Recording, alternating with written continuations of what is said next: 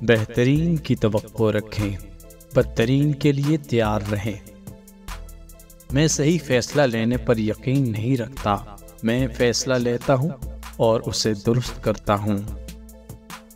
فیصلہ لینے سے پہلے 100 بار سوچو، لیکن ایک بار فیصلہ کر لینے کے بعد ایک آدمی کی طرح اس پر قائم رہو۔ دنیا میں 2 طاقتیں ہیں، ایک تلوار اور دوسرا قلم۔ دونوں کے درمیان زبردست مقابلہ اور دشمنی ہے۔ ان دونوں سے زیادہ طاقتور ایک تیسری طاقت ہے اور وہ ہے عورت۔ جمہوریت مسلمانوں کے خون میں شامل ہے، جو بنی نوع انسان کی مکمل مساوات کو دیکھتے ہیں اور بھائی چارے، مساوات اور آزادی پر یقین رکھتے ہیں۔ کوئی قوم اس وقت تک عظمت کی بلندی پر نہیں چڑھ سکتی جب تک کہ آپ کی خواتین آپ کے شانہ بشانہ نہ ہوں۔ یہ انسانیت کے خلاف جرم ہے کہ ہماری خواتین کو گھروں کی 4 دیواری میں قیدی بنا کر رکھا جاتا ہے۔ ہماری خواتین کو جس افسوسناک حالت میں رہنا پڑتا ہے، اس کی کہیں بھی اجازت نہیں ہے۔ آپ کو اپنی ہمت اور ڈیوٹی کے لیے بے لوث لگن سے اپنے سائز کے چھوٹے پن کو پورا کرنا ہوگا۔ ایمان، نظم و ضبط اور فرض کی بے لوث لگن کے ساتھ کوئی بھی قابل قدر چیز نہیں ہے جسے آپ حاصل نہیں کر سکتے۔ آپ آزاد ہیں، آپ اپنے مندروں میں جانے کے لیے آزاد ہیں۔ تم اس ریاست پاکستان میں اپنی مساجد یا کسی دوسری عبادت گاہ میں جانے کے لیے آزاد ہو۔ آپ کا تعلق کسی بھی مذہب، ذات یا عقیدے سے ہو جس کا ریاست کے کاروبار سے کوئی تعلق نہیں ہے۔ ہندوستان ایک قوم نہیں ہے اور نہ ہی ایک ملک ہے، یہ قومیتوں کا ایک بر صغیر ہے۔ ہم میں سے بڑی اکثریت مسلمان ہیں۔ ہم حضرت محمد صلی اللہ علیہ وآلہ وسلم کی تعلیمات پر عمل پیرا ہیں۔ یہ یاد رہے، ہم اخوت اسلامی کے رکن ہیں، جس میں حقوق، وقار اور عزت نفس میں سب برابر ہیں۔ اس کے نتیجے میں ہمارے پاس اتحاد کا ایک خاص اور بہت گہرا احساس ہے۔ لیکن کوئی غلطی نہ کریں، یہ مت بھولیں کہ مسلح افواج عوام کی خادم ہیں۔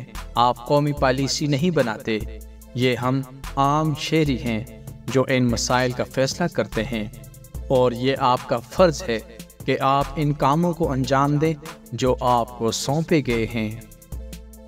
میں نے سادہ مسٹر جناح کی طرح زندگی گزاری ہے اور مجھے امید ہے کہ میں سادہ مسٹر جناح کی طرح مروں گا۔ میں کسی بھی ٹائٹل یا اعزاز کا سخت مخالف ہوں، اور اگر میرے نام کے ساتھ کوئی سابقہ نہ ہو تو مجھے زیادہ خوشی ہوگی۔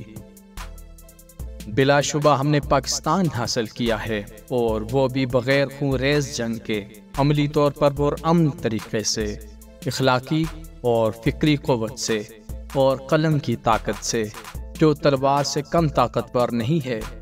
اور اس طرح ہمارے نیک مقصد کی فتح ہوئی ہے۔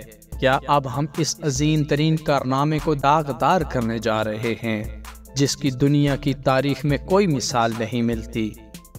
پاکستان اب ایک بڑا کام ہے اور اسے کبھی ختم نہیں کیا جا سکتا۔ اس کے علاوہ یہ عظیم بر صغیر کی پیچیدہ ترین آئینی مسئلے کا واحد، منصفانہ، باعزت اور عملی حل تھا۔ آئیے اب ہم اپنی عظیم قوم کی تعمیر نو اور دوبارہ تخلیق کرنے کا منصوبہ بنائیں۔ متحدہ ہندوستان کا کوئی بھی خیال کبھی کام نہیں کر سکتا تھا، اور میرے خیال میں یہ ہمیں خوفناک تباہی کی طرف لے جاتا۔ اسلام ہر مسلمان سے اس فرض کو ادا کرنے کی توقع رکھتا ہے، اور اگر ہم اپنی ذمہ داری کا احساس کریں تو جلد ہی وہ وقت آئے گا جب ہم اپنے آپ کو ایک شاندار ماضی کے لائق ثابت کریں گے۔ پاکستان کا مطلب نہ صرف آزادی اور خود مختاری ہے، بلکہ مسلم آئیڈیالوجی ہے جسے محفوظ رکھنا ہے، جو ہمارے پاس ایک قیمتی تحفہ اور خزانہ بن کر آیا ہے، اور ہمیں امید ہے کہ دوسرے ہمارے ساتھ اشتراک کریں گے۔ اسلام کے خادموں کی حیثیت سے آگے آئیں، لوگوں کو معاشی، سماجی، تعلیمی اور سیاسی طور پر منظم کریں، اور مجھے یقین ہے کہ آپ ایک ایسی طاقت بنیں گے جسے ہر کوئی قبول کرے گا۔ ناکامی میرے لیے نامعلوم لفظ ہے۔ آپ کو اپنی آبائی سرزمین میں اسلامی جمہوریت، اسلامی سماجی انصاف اور مردانگی کی برابری کی ترقی اور برقرار رکھنے پر چوکنا رہنا ہوگا۔ آپ سب کے لیے میرا پیغام امید، ہمت اور اعتماد کا ہے۔ ایمان، نظم و ضبط اور فرض کی بے لوث لگن کے ساتھ کوئی بھی قابل قدر چیز نہیں ہے جسے آپ حاصل نہیں کر سکتے۔ خواتین اور مردوں کے شانہ بشانہ شرکت کیے بغیر کوئی جدوجہد کامیاب نہیں ہو سکتی۔